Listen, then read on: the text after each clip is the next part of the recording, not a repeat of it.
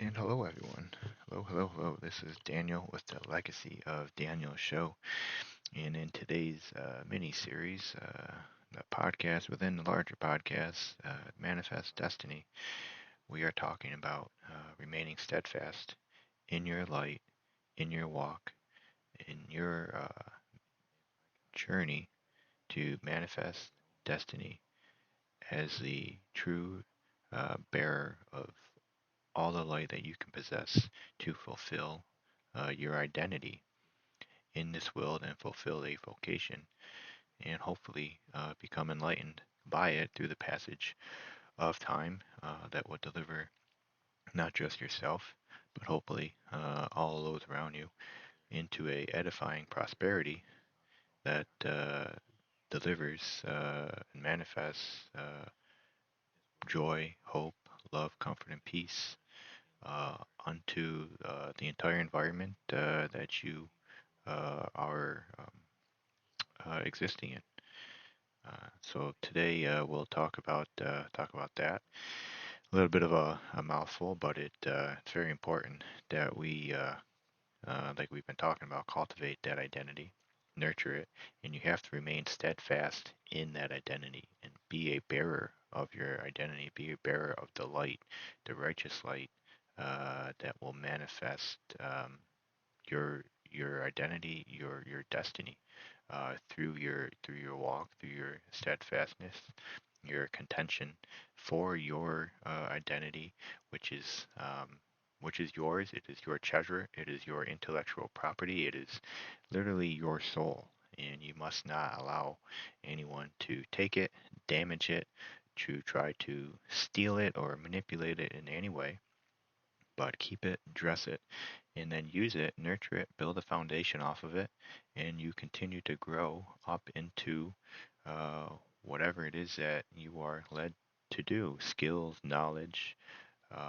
and then use it to fulfill a vocation, all through understanding, wisdom, and knowledge, and hopefully, as I said prior, becoming enlightened through the passage of time that this journey leads you on, and you at the end cultivate a true identity, and you exist the rest of your life in that identity here, hopefully um, being an inclusive identity, because it's important to make sure that your creativity, your free will is um, really being open to a lot of different ideologies, especially early on, and then hopefully chiseling your way through as you get closer to your maturation. Then you kind of kind of mold into something that fits your needs, fits your environment, fits your if you're in a job or trying to start a business,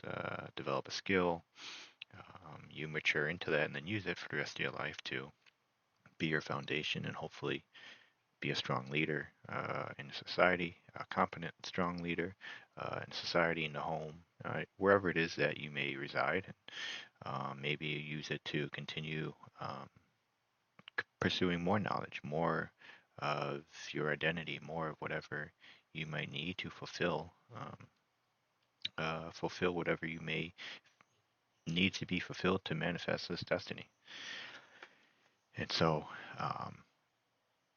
that's a lot to take in, I think. Um, but it's important to recognize this, and that uh, there is a lot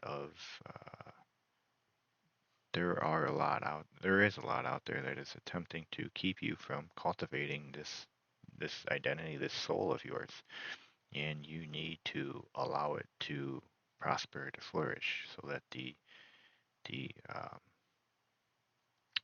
the soul of light and righteousness can mature in you. And we want to make sure that we are, in a sense, rebuking all the the evil, the darkness out of us. And this, at times, it seems like there's a war, not just for our body, um, a war of the almost the souls. Like there's a evil soul, and sometimes there's a righteous soul just battling out for our body. And so we have to rebuke that evil. We have to walk around that evil We should not wrestle with it. We should not really spend too much time or energy testing it. Um, but the evil just should be ignored. It should be washed out. And we do that through cultivating our identity, building a foundation, a life off of our identity, and hopefully acquiring skills, knowledge, wisdom, understanding by it, perhaps getting a vocation, a job, an education, and using that to be a productive citizen in our society, a competent, productive citizen, rational, peaceful, problem solving, that leads to turning our country about onto something, uh, which is that something is our manifest destiny for all of America, all the citizens, all of our history, for everyone to be a partaker of. So how do we go about all this? Well, I think the one thing I think should be kind of reinstated here is I said yesterday or on the podcast previous to this, episode 7, is to not be drawn out. And that is what the evil is always trying to do, is trying to draw you out. And our identity, our soul, whatever you may want to consider it, needs time to nurture, needs time to flourish, needs time to grow.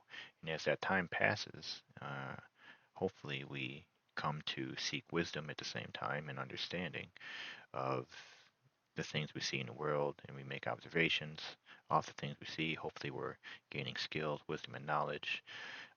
Maybe, hopefully in some capacity, being a member of society at home, church, work, school, high school, college, taking some type of active role. But as we are, in a sense, keeping ourselves based in reality, time passes by us and we gather this energy, we gather this wisdom, knowledge, and understanding, and we can continue to use it continuously to cultivate this identity. As soon as we allow ourselves to be drawn out um, from something that we need to be doing, all the things I just stated there, is the second that we open up our body to becoming basically, I guess you can say, filled with evil, recklessness, irrationality, running away from problems, just rushing out into society. This becoming more experience-based individual instead of a wisdom-seeking, virtue-seeking individual identity, cultivating individual through his wisdom, through knowledge, um, through the observable world and audible world. Um, can't always see everything. A lot of times we learn through the auditory system, and so you have to kind of discover how you learn. Going out into the world is it's a very good thing, especially early on. Getting job, volunteering, getting experiences, being a leader of some sort. I don't really like the word leadership, but it just kind of gets the idea across at the moment. And so that is what we need to do. Um, so take the message, remain steadfast in your identity, in the light, the righteousness that your light brings to the world, and everywhere you go, if you do this the right way, uh, the world will become more beautiful around you, and the lives of those around you, if they accept you and your beauty and identity, will also become more beautiful. And unfortunately, that's not always the case. A lot of people are stubborn and don't like to change, but that doesn't mean that you can't still change, you still can't grow, and it doesn't mean that you have to run away from that environment. You can stay. Um, this idea, if you're the smartest, most ambitious person in the room, that you have to just quickly get up and run and leave, that's a very, very dangerous concept. Be a true being of light, be a true being that has a soul that actually wants to see not only a more beautiful world for yourself, but for all of the rest of the world.